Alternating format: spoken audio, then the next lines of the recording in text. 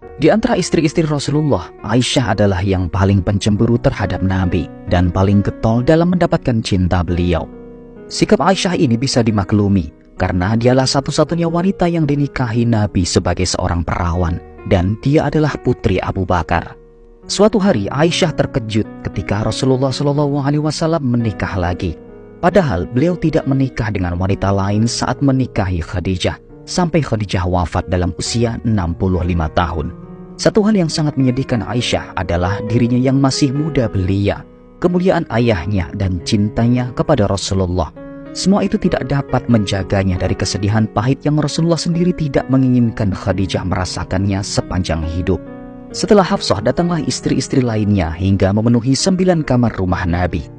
Di antara mereka ada Zainab binti Jahish, seorang wanita muda cantik, Ummu Salamah binti Abu Umayyah Zadur Raqib, wanita cantik yang terhormat, Juwairiyah binti Al-Haris yang menarik pandangan mata karena kecantikannya, Safiyah binti Huyai, wanita keturunan Yahudi yang lembut dan sangat menarik, Ummu Habibah binti Abu Sufyan, pemimpin Mekah dan panglima pasukan Mekah.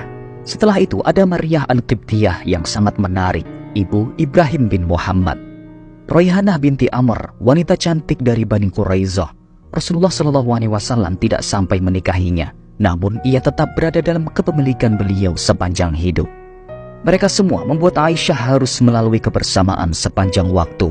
Namun keliru siapa yang mengira atau menduga bahwa Aisyah pernah merasakan getirnya para madu. Dan tentu saja tidak tahu fitrah siapa yang mengira Aisyah terbebas dari pedih rasa tidak bisa punya keturunan. Dan Aisyah mendapatkan sesuatu yang dapat memadamkan kerinduannya untuk memiliki momongan dengan menggunakan kunyah Ummu Abdullah atau statusnya sebagai ibunda bagi kaum mukminin seluruhnya. Pada mulanya Aisyah tidak tahu bagaimana cara menghadapi kehidupan bersama para madu yang telah ditakdirkan ini. Karena ia dan juga wanita lainnya tahu bahwa Rasulullah menikah karena suatu kepentingan dan hikmah, dan beliau adalah orang yang paling dapat menguasai hawa nafsu diri.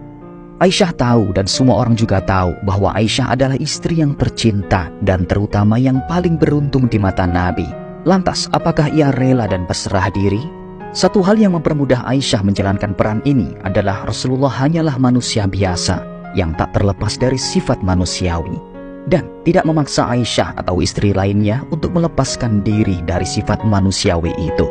Ingin tahu kisah-kisah dalam rumah tangga Nabi bersama para istrinya? Silakan baca buku